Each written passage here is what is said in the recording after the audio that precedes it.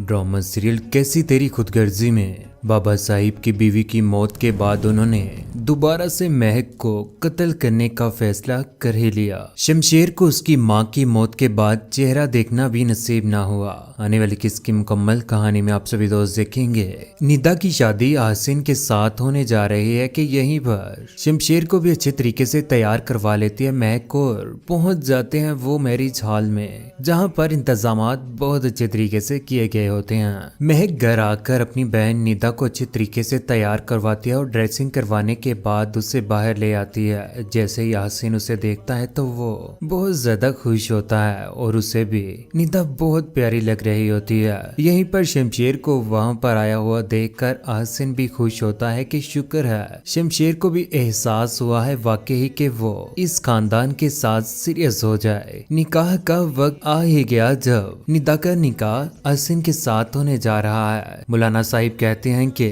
निदा वल्द अकरम, क्या आपको ये निकाह कबूल है? आगे से निदा परेशानी में कहती है कि कबूल है और 3 बार कबूल करवाने के बाद यासीन और निदा का निकाह हो जाता और यहीं पर शमशेर भी दुआ मांग रहा और अपने बाबा के पास खड़ी महक बहुत ज्यादा खुश होती है और दुआ करती है कि निदा अपने शोहर यासीन के साथ खुश रहे। लेकिन उधर हॉस्पिटल में बहुत ज्यादा परेशान है बाबा साहिब और दारा भी, क्योंकि शमशेर की माँ की तबीयत बहुत ज्यादा खराब हो चुकी है। यहाँ पर दारा दिलावर साहिब को कहता है कि मैंने फैसला कर लिया है कि मैं शमशेर को यहाँ पर बुलाऊंगा। अब यहाँ पर और इस घर में कोई भी उसका नाम नहीं लेगा। अगर उसने उसका नाम लिया तो मेरे मरने के बाद उसको मेरा चेहरा देखना नसीब नहीं होगा। ये बात सुनने के बाद आगे से दारा भी खामोश हो जाता है। लेकिन यहीं पर बाबा साहिब को आखिरकार बुरी खबर सुनने को मिल ही जाती है जब डॉक्टर साहिब आकर कहते हैं कि ऑपरेट कामयाब न हो सका, हम आपकी बीवी को नहीं बचा सके।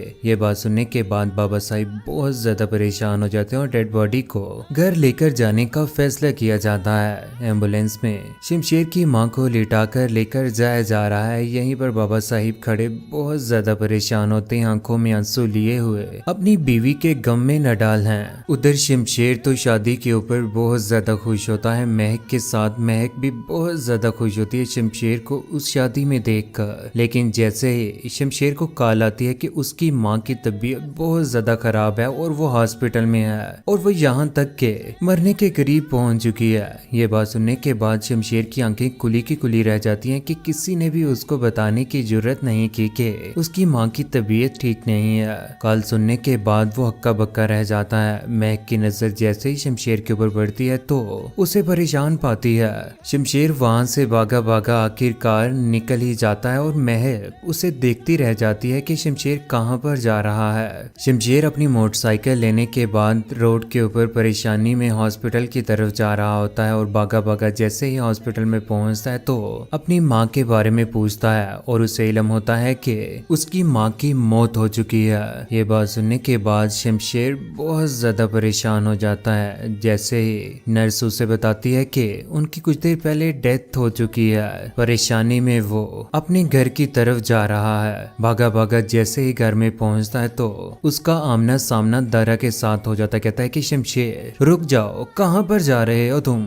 बाबा साहिब ने मना किया हुआ है कि इस घर में अब कोई भी उसका नाम नहीं लेगा और ना ही वो इस घर में कदम रखेगा और बाबा साहिब तुम्हें कभी भी मामा से मिलने नहीं देंगे। आगे से शमशेर कहता है कि मैं देखता हूँ कि मुझे मेरी माँ से मिलने के लिए कौन रोकता है। दारा उसका हाथ पकड़ लेता है लेकिन अपना हाथ चढ़वाते हुए जबरदस्ती गुस्से में आंखों में आंसू लिए हुए दर्द लिए हुए अंदर पहुंच जाता है, जहां पर बाबा साहिब परेशान अपनी बीवी की और अपनी साथ तस्वीर देखकर परेशान है कि ये जो कुछ भी हुआ है अपने बेटे शमशेर की वजह से ही हुआ है। दर्द भी है और गुस्सा भी है अपने बेटे के लिए, लेकिन इस बार अपने बेटे के ऊपर गुस्सा निकालते निकालते खुद भी सलाखों के पीछे चले जाएंगे।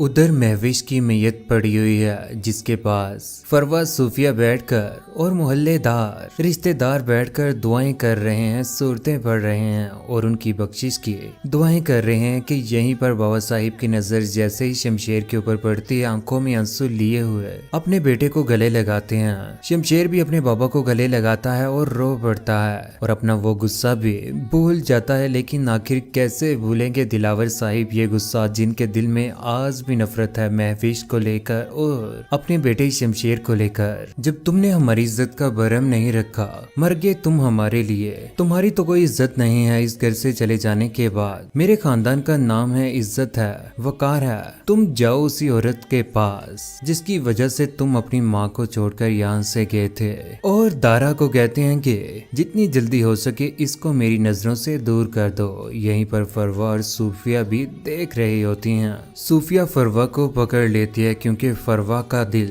मोम हो चुका है शमशेर को लेकर। जब उसका हाथ पकड़ लेता है दारा और उसे कहता है कि चलो मेरे साथ। शमशेर की आंखों में आंसू हैं, लेकिन बाबा साहिब को उसके ऊपर जरा तरस न आया। दारा उसका हाथ पकड़कर उसको खींचते हुए आखिरकार घर से बाहर निकाल ही देता है और अपनी आंखों में आंसू लिए हुए हैं, लेकिन बाबा साहिब को आज भी एहसास नहीं अपने बेटे का। अपने आंसू पूंछ रहे हैं। उधर शमशेर को घर से बाहर निकाल ही दिया जाता है जब वो वहां से बाइक के ऊपर बैठकर अपने घर पहुंच जाता है, जहां पर वो बैठकर आंखों में आंसू लिए हुए चीखो पुकार कर रहा है, अपनी माँ को याद कर रहा है, अकेला बैठकर रो रहा है। निदा की शादी कंप्लीट होने के बाद महक भी घर में वापस आ जाती है। जब वो घर में वापस आती है, जैसे ही वो दरवाजा खोलती है तो आगे शमशेर को रोता हुआ चीखो पुकार करता हुआ जैसे ही वो देखते तो भागी भागी शमशेर के पास आ जाती। कहती है कि शमशेर आपको क्या हुआ है, क्यों रो रहे हैं आप, क्यों परेशान हैं? कुछ नहीं, मेरी माँ मर चुकी है। ये बात सुनने के बाद महक की आंखों में भी आंसू आ ही जाते हैं। बाबा साहिब ने मुझे अपनी माँ का चेहरा भी नहीं देखने दिया। आपके बाबा आपके साथ इतनी नफरत करेंगे मैंने कभी सोचा भी नहीं था। शमशेर को हौसला देने की कोशिश करती है महक, लेकिन आखिर कैसे दर्द वो कंट्रोल करे, उसकी भी माँ ही थी। लेकिन इस बार दिलावर साहिब अपने बेटे और महक के ऊपर कतलाना हमला करवाएंगे। उधर अगले ही दिन शमशेर की तबीयत ठीक नहीं है, लेकिन जॉब के लिए दिन मुकर्रर हो चुका था। पहुंच ही जाता है अपनी जॉब के ऊपर। पहले ही दिन उसकी अच्छी खासी धुलाई होती है बॉस से। उसे लोगों की बातें भी सुनने को मिलती हैं। उसे समझ आती है कि जमाने का दर्द आज जब उसे सहना पड़ा तो पता चला कि जमाने में भी बहुत ज्यादा दर्द है। अपनी जॉब को ईमानदारी के साथ निभा रहा है। उधर शेरू आजाद हो चुका है, लेकिन आजाद होने के बाद वो बाबा साहिब का आखिरी हुक्म मानने के लिए उनके पास पहुंच चुका है। आप हुक्म करिए साहिब, आपके लिए मैं हर बात मानने के लिए तैयार हूँ। आप जो भी हुक्म करेंगे वो सर आंखों के ऊपर होगा। अगर तुमने इस बार कोई भी ऐसी हरकत की जिसकी वजह से मेरा नाम खराब हुआ तो मैं तुम्हें गोली मार दूंगा। सर झुकाए हुए शेरू वहाँ पर खड़ा है और उसे हुक्म दे दिया जाता है कि महक का दोबारा से कत्ल करना होगा। इस बार उसके घर जाकर उसे गोली मारनी होगी। रात के वक्त बारिश हो रही है। शेरू तैयार होकर मुंह को ढांपे हुए निकाब करके पहुंच जाता है महक के घर में। जैसे ही वो घर में पहुंचता है तो घर में लाइट नहीं होती। जैसे ही गोली चलती है तो शमशेर महक को साइड पर कर लेता है। वहां पर दौड़ लग जाती है और पुलिस को भी इल्म हो ही जाता है। शेरू वहां से भाग पड़ता है, लेकिन दिलावर साहिब के वो गुंडे भी रोड के ऊपर गुजर रहे हैं। पुलिस वाला भी इस बार ईमानदारी के साथ काम कर रहा है क्योंकि पीछे से उसे ऑर्डर हो चुके हैं। शेरू के पीछे पुलिस वाले पड़ चुके हैं और वो पहुंच ही जाता है बाबा साहिब के डेरे के ऊपर। यूं बाबा साहिब का भी इंजाम इस बार बहुत बुरा होगा जब शेरू अपने मुंह से कहेगा कि ये सुपारी मुझे दिलावर साहिब ने ही दी थी। उसके बाद बाबा साहिब के ऊपर भी बहुत बड़ा केस हो जाएगा और वो सलाखों के पीछे चले जाएंगे शेरू के साथ ही। लेकिन किस किस को है दुख के शमशेर को उसकी माँ का चेहरा ही ना देखने दिया, और बाबा साहिब और शेरू को सलाखों के पीछे देखकर कौन कौन है खुश। नीचे कमेंट सेक्शन में अपनी मोहब्बत भरी राय का इजहार जरूर कीजिएगा। चैनल को सब्सक्राइब करने के बाद बेल का बटन जरूर दबाइएगा। अपना ख्याल रखिएगा, दुआ में याद रखिएगा। अल्लाह हाफिज।